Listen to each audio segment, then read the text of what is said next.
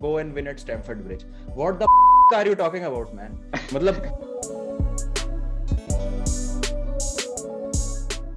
What's up, guys? Welcome back to episode 16. So, in this episode, we have Dog Baba, who's been here before, and a new guest, Divyansh, a Manchester United fan. A little tough period for him. लेकिन इस episode में हम Manchester United की post match review के बारे में बात करेंगे, the game against Manchester city. And before we really dive into that, let's just briefly talk about the game against Liverpool. तो दिव्यांश भाई, आप बताओ कैसा लगा आपको? ये तो आई थिंक हम चीर रन पे बात कर रहे हैं यहाँ पे. यहाँ पे इट्स एक्चुअली काफी लोगों ने, जब मैंने एपिसोड डाला तो काफी लोगों ने ट्विटर पे, चाहे हम किसी भी फुटबॉल फोरम की बात करें, दे वर लाइक कि okay we are exaggerating the loss against Liverpool. ना ना ना ना ना ना ब्रूनो, 5-0 हो रखा है पहले. बहुत बड़ी बड़ी बड़ी टीम्स के साथ हो रखा है 5-0, या फिर उससे भी गंदे गंदे स्कोर लाइन है. What we are concerned is कि जिस तरीके से हम खेल रहे हैं, जिस तरीके से हम रिप्रेजेंट कर रहे हैं ओल्ड ट्रैफोर्ड पे, दिस इज नॉट. अब कोई चीज होती है कि डेफिनेटली यहाँ पे अब जब टैक्टिक्स की बात होती है तो टैक्टिक्स में मैं रोनाल्डो को तो मेंशन नहीं करूंगा. डेफिनेटली जब टैक्टिकल एनालिसिस होगा तो ओले गुनर सोल्शर की टैक्टिक्स को ही यहाँ पर कंसिडर किया जाएगा. तो वहां पर लोग कहते हैं कि नहीं यार, ओले हिटर हो, ओले को बाहर करके कोई फायदा नहीं होगा. द पॉइंट इज कि जो भी 2-3 साल में किया है, अब कहीं ना कहीं वो सब शैटर होता हुआ दिख रहा है. अब कहीं ना कहीं सब जितना जितना कहते हैं ना, जितनी इज्जत कमाई है वो कहीं ना कहीं अब खोती हुई दिख रही है. वो चीज है लिवरपूल के अगेंस्ट. ऐसा कोई भी एरिया नहीं होगा जहां पे हमने आउटरन किया हो लिवरपूल को. ऐसा कोई स्टैट नहीं होगा सिवाय गोल कंसीड करने में जहां पे हमने लिवरपूल को हराया हो. ऐसा कोई प्लेयर नहीं होगा जिसने कहीं ना कहीं लिवरपूल की स्टार्टिंग 11 को बीट किया हो. कोई भी ऐसा प्लेयर नहीं होगा. और उस मैच में मैंने कहा था कि David de Gea has been my man of the match. और ये मैं तब कह रहा हूं जब हमने 5 गोल कंसीड करे. और ये स्टोरी रही है, ये पिछले काफी टाइम से स्टोरी रही है. हम डेविड दिया की हमेशा तारीफ करते हैं, लेकिन ये भी एक रियलिटी है कि पिछले 14 गेम्स में हमने क्लीन शीट नहीं रखी है. तो उस वो हमने वहां खो दिया सब. वो मेरे ख्याल से वो प्रेशर कुकर का जब सीटी बजती है ना कि अब बस बहुत हो गया, now we need a change.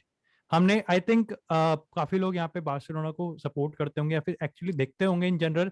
Barcelona versus Bayern 8-2, it was shameless, insulting था, ह्यूमिलिएटिंग था. But we saw a change, we saw a change. यहाँ पे कहेंगे नहीं नहीं सितियन और ओले का लेवल है. भाई लेवल का देख ही नहीं रहा कोई नहीं देखता यहाँ पे लेवल का. यहाँ पे लोग क्लब को देखते हैं. देर इज, जैसे हम उस दिन अभी एक पॉडकास्ट में भी थे, वहां पे मोहक भाई ने एक चीज बोली थी कि यूनाइटेड स्टैंड्स ऑन लेगेसी.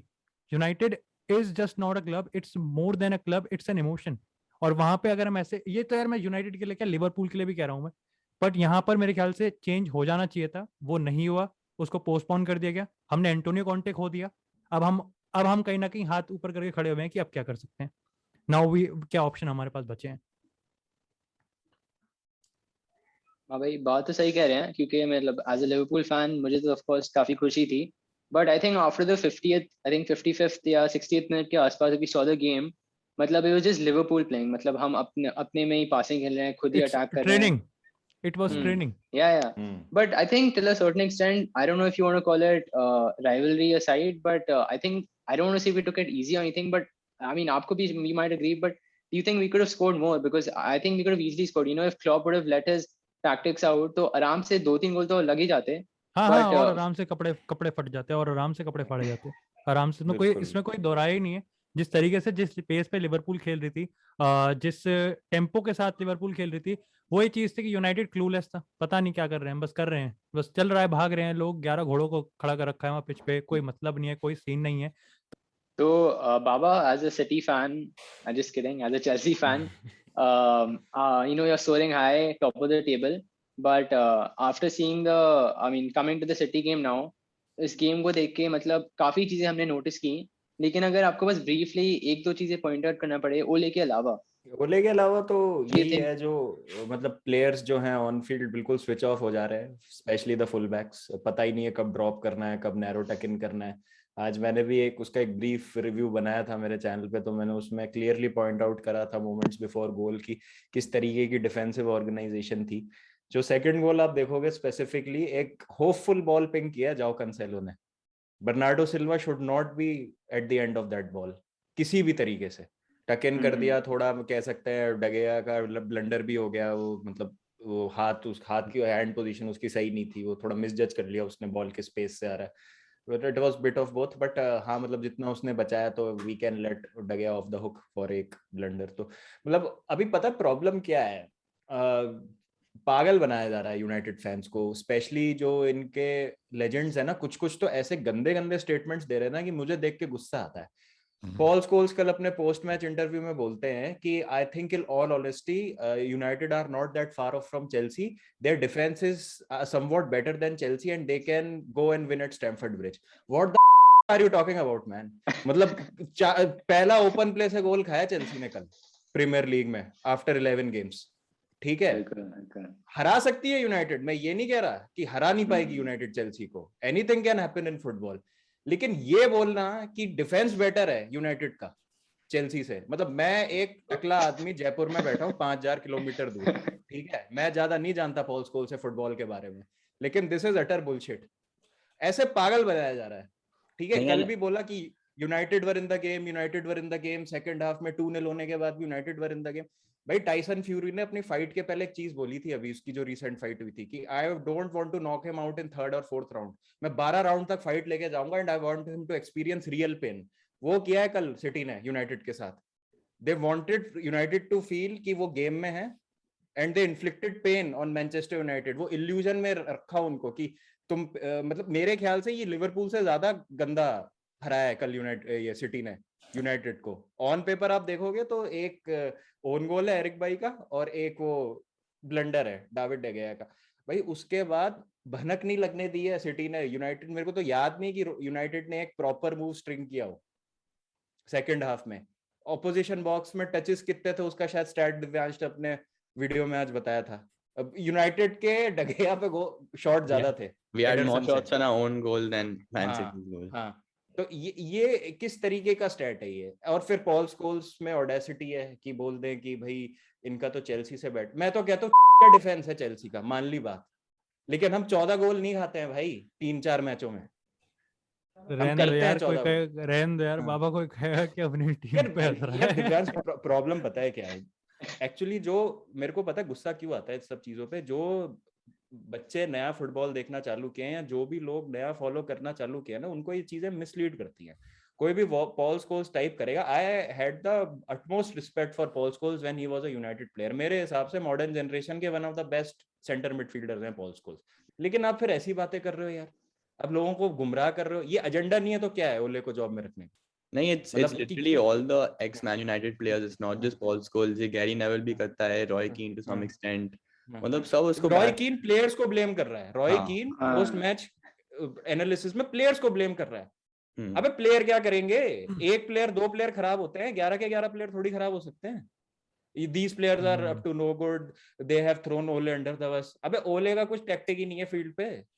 नहीं, और एक चीज मेरे को पसंद नहीं, मतलब बिल्कुल नहीं, but I think one thing is maybe the amount of hate Fred gets, like I understand United बेकार खेल रही है, लेकिन उस बंदे को इतना क्या हेट कर रहे हो, इतना क्या कर रहे हो? कल रॉय कीन कह रहा है कि इफ आई सी ओले I'll grab him by the neck and say why are you playing Fred, but I mean forget all of that. Now let's just dive into United's performance. So starting off with their defense, I mean how was the big slab head for you?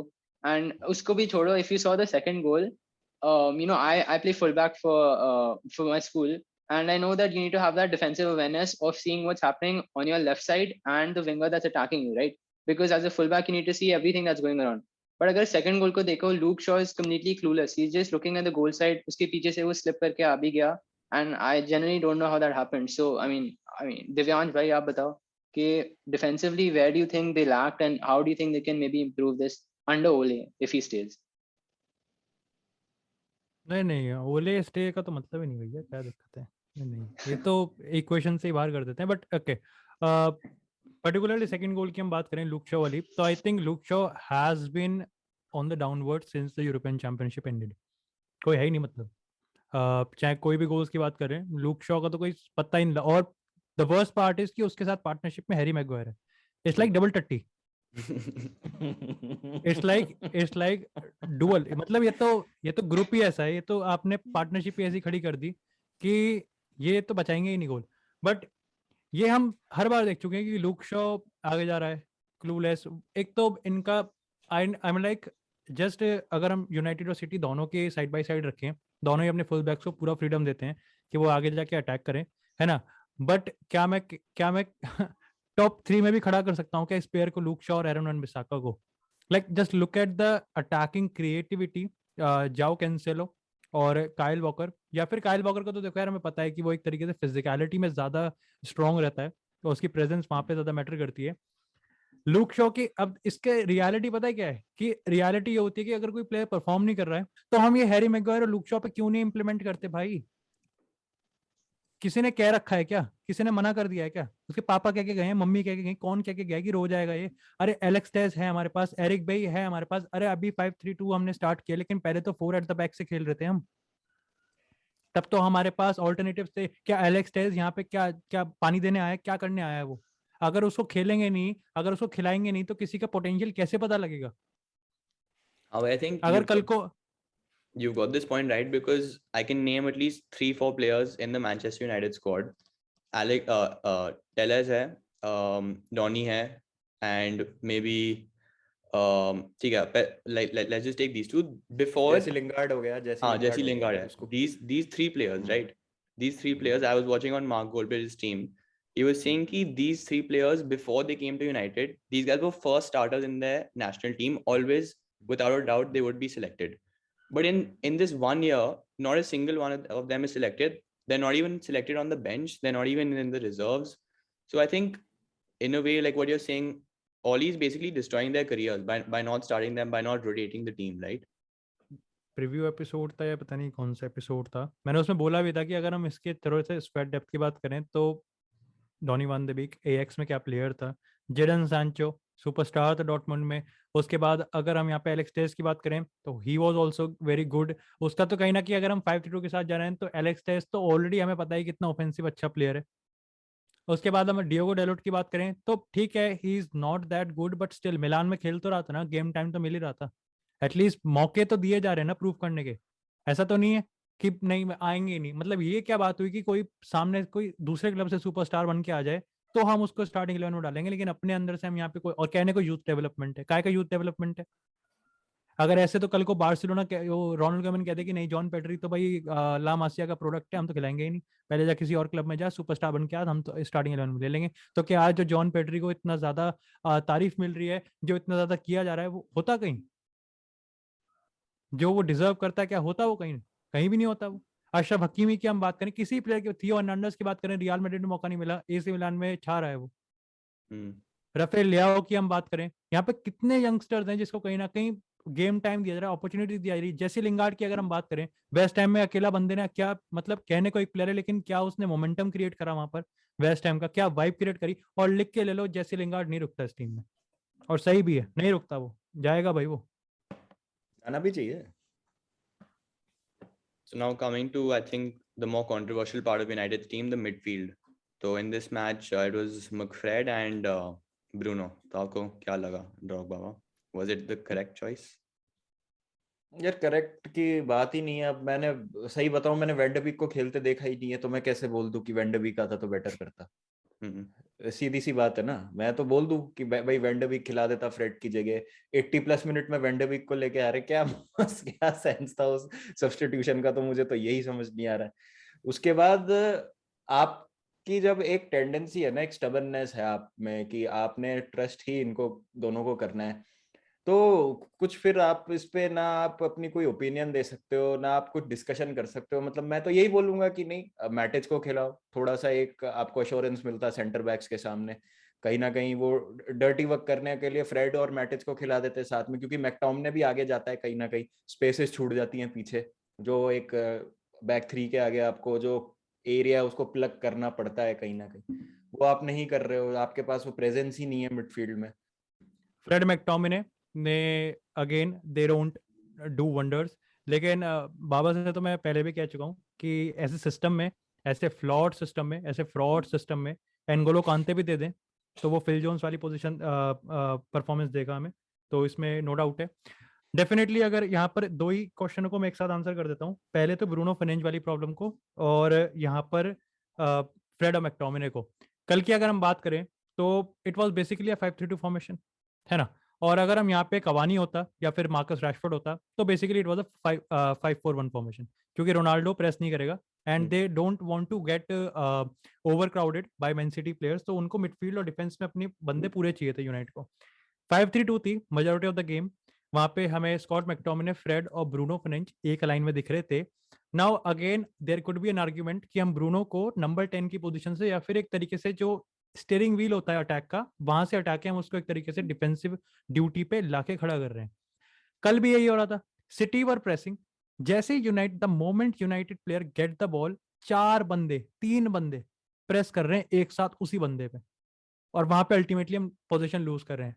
City के पास player जाते हैं, हम भी press कर रहे थे एक moment तक, अब या तो रोनाल्डो अकेला प्रेस कर रहा है एडरसन को, या फिर ब्रूनो फर्नांडिस अकेला प्रेस कर रहा है किसी को भी, लेकिन साथ में कोई प्रेस नहीं कर रहा।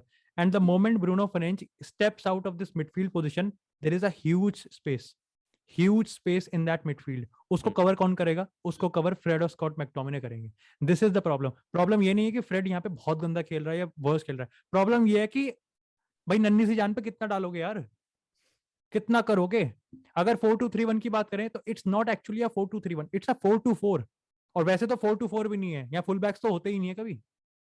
यहाँ तो बस 2 डिफेंडर है, और उसमें भी एक हैरी मैग्वायर है, तो 1 डिफेंडर है, एक ही डिफेंडर है, हम उसको काउंट करेंगे। और यहाँ पे 2 CDM है। सो कितना काम करें वो, कितना काम करें? तो अगर हम नहीं ना, अटैक पर आए, अगर हम हाँ अटैक बोल की बोल। बात करें अब, क्योंकि देखिए मिडफील्ड और डिफेंस के तो काफी ग्लेयरिंग एरर्स हैं जो हम सब काफी बार कवर कर चुके हैं अलग अलग जगहों पर, बट अटैक में इतने सारे स्टार्स, जैसे रैशफोर्ड एक स्टार है, ब्रूनो एक स्टार है, रोनाल्डो ऑब्वियसली गोट है, कवानी है, ग्रीनवुड है काफी हद तक one of the best youngsters अभी। तो अटैक में ऐसी क्या दिक्कत आ रही है? बिकॉज वी डोंट, हमें दिख नहीं रहा। वी एक्सपेक्ट कि अगर मैन यूनाइटेड ने सिटी के against if they conceded a goal, we want them to bounce back, जैसे like we saw last season them bouncing back again and again, but हो ही नहीं रहा है वो। हम वेट कर रहे हैं कि रोनाल्डो गोल मारेगा, कवानी गोल मारेगा, तो ऐसा क्या है ऐसा अटैक में? मैन सिंह ने यहाँ पे अगर हम यहाँ पे रोनाल्डो, रैशफोर्ड, ग्रीनवुड, सैंचो, तो रोनाल्डो का first of all it's all about being opportunistic. United को अपॉर्चुनिटी मिली, दे साइंड हिम। रोनाल्डो को डेफिनेटली ऐसा तो नहीं है कि रोनाल्डो को खरीदने के लिए अगर हम ये कहें कि कोई पॉसिबल सूटर्स नहीं मिल रहे, तो that's not because of his performance, that's because of his astronomical wages. उसने उसने इस टीम में भी रह के कहीं ना कहीं गोल स्कोर किए हैं। द प्रॉब्लम इज कि यहाँ पे क्रिएटिविटी ने, जैसे यहाँ पे ब्रो ने भी कहा था कि टीम ऐसी होनी चाहिए जो कि फीड करे। यार ये तो किसी के लिए भी लागू हो सकता है, ये तो इब्रा के लिए भी लागू हो सकता है, ये तो लेवेंडाउस्की के लिए भी लागू हो सकता है। इसमें तो कोई रॉकेट साइंस भी नहीं है। सीधा problem in the attack is, अगर कल को मेरे को कोई ये कहेगा कि रोनाल्डो के आने से यूनाइटेड की प्रेसिंग बहुत डिसमेंटल हो जाती है, 100% एग्री। रोनाल्डो के आने से जो हमारा सोल स्ट्राइकर होता है वो कहीं ना कहीं प्रेस नहीं करता, इसलिए हम 10 बंदों के साथ, 9 बंदों के साथ प्रेस कर रहे हैं। 100% एग्री। हमारा प्रेस यहाँ पे बहुत डिसकंटिन्यूड और इनकंसिस्टेंट है। 100% एग्री। उसको पता है कि मेरा वाइल्ड कार्ड ये है कि मैं 2 स्ट्राइकर को खिला दूंगा जिससे कवानी करता, डर्टी वर्क करता रहे और रोनाल्डो पे प्रेशर हट जाएगा और रोनाल्डो को फ्रीडम मिल जाएगी। बट यहाँ पे प्लान बी काम करता है। यहाँ पे आपके पास एक प्लान होना चाहिए कि how you going to set up this team. क्योंकि आपने एक सीजन के अंदर आपने राफेल वरान को भी खरीद लिया, आपने जेडन सांचो को भी खरीद लिया, आपने रोनाल्डो को भी खरीद लिया। अरे रोनाल्डो सांचो अगर ये दोनों काम कर गए, अगर हालांड और सैंचो, सबको पता है पार्टनरशिप उनकी, और यहाँ पे ये दोनों काम करके, ऑफ कोर्स हालांड होगा भाई one of the best strikers in the world होगा, but definitely Ronaldo is greatest of all time, one of the. Hate नहीं आनी चाहिए मेसी वाले तो मैं पीछे पड़ जाता है मेरे बट यहाँ पे ये प्रॉब्लम आती है अटैक को लेके। ये सिस्टम है, सिस्टम ही पूरा फ्लॉड है, फ्रॉम शुरुआत से लेके एंड तक सब खराब है, सब टूटा फूटा पड़ा हुआ है, कोई कंस्ट्रक्टिव वे नहीं है, कोई बिल्डअप नहीं है। तो अब अगर हम एक फाइनल इस मैन यूनाइटेड वाली पूरी डिस्कशन को एक कंक्लूजन पर लाएं, सो कुछ फाइनल थॉट्स ओले के बारे में, कि ओले को क्या पहली बात यूनाइटेड को क्या करना चाहिए ओले के बारे में, उसकी रिप्लेसमेंट क्या हो सकती है, and any final thoughts.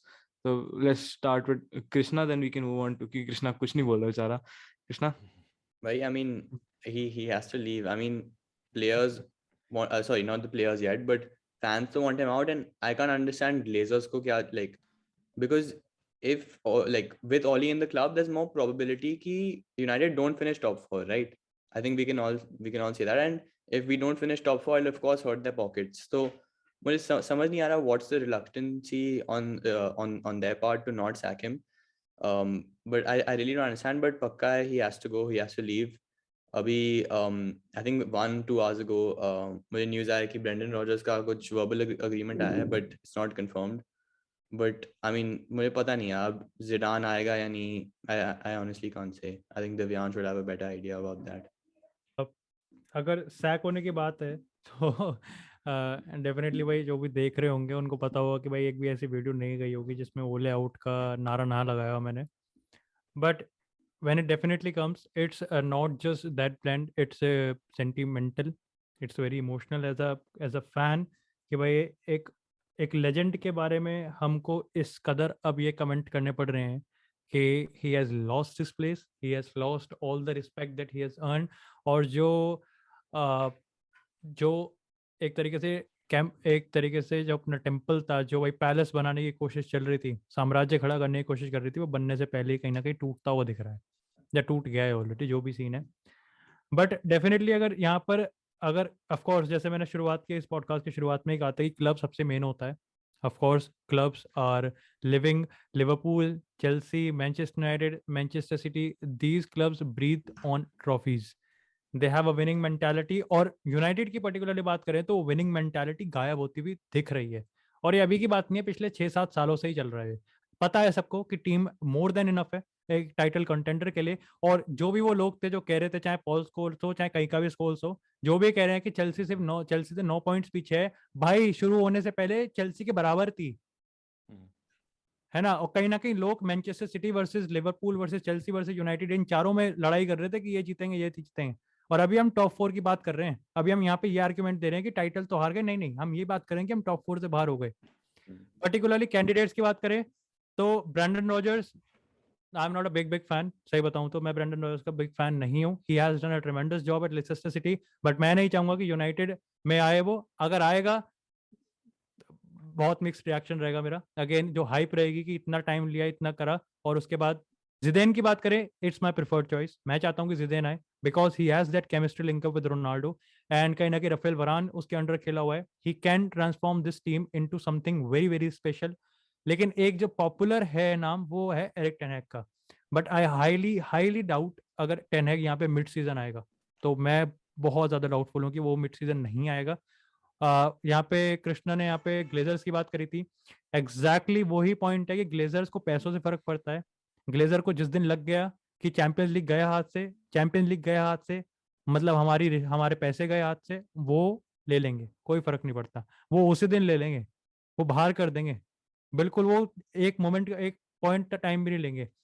Point दूसरा ये भी है कि एंटोनियो कॉन्टे पे मिस आउट कर दिया है. और अब ये चक्कर है कि अब उनके हाथ पैर फूल रहे हैं. अब उनको ऐसा लग रहा है कि अब हड़बड़ाहट में कुछ भी ऐसा कर दिया तो फैंस ये कहेंगे कि जब एंटोनियो कॉन्टे था तो तुमने क्यों नहीं करा एक्शन. तो now they are actually planning कि जो भी हम करें वो प्लान्ड लगना चाहिए. वो ऐसा बिल्कुल नहीं लगना चाहिए कि हमारे हाथ पैर फूल गए थे और हमें पता नहीं था. हम एक्सेप्शन कर दे यार, ये बता दे कि ओले के बचाने के चांस क्या हैं. तो भाई बचने के चांस ये हैं कि बी अनप्रिडिक्टेबल. बहुत हो गया है प्रिडिक्टेबिलिटी, थोड़ा अनप्रिडिक्टेबल हो जा. एक हुकुम का एक का निकाल.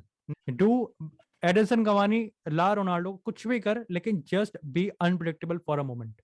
Just be unpredictable and this team can perform. और ओले बचा लेगा अपनी जॉब, बचा लेगा वो बंदा. सही बता रहा हूँ मैं. अगर वो अनप्रिडिक्टेबल हो गया, प्रिडिक्टेबल रहेगा, सबको पता है क्या करना है क्या नहीं है, कैसे खेलना है, तो नहीं, कुछ नहीं हो पाएगा फिर. हाँ यार, makes a lot of sense, bro. I think that's pretty good stuff. I think that last segment really sums it up. Divyansh did it really well. So I guess this is the episode where we talk about Manchester United versus Man City, as well as a larger picture of what they need to do. So yeah, guys, it was great having you on. Signing off.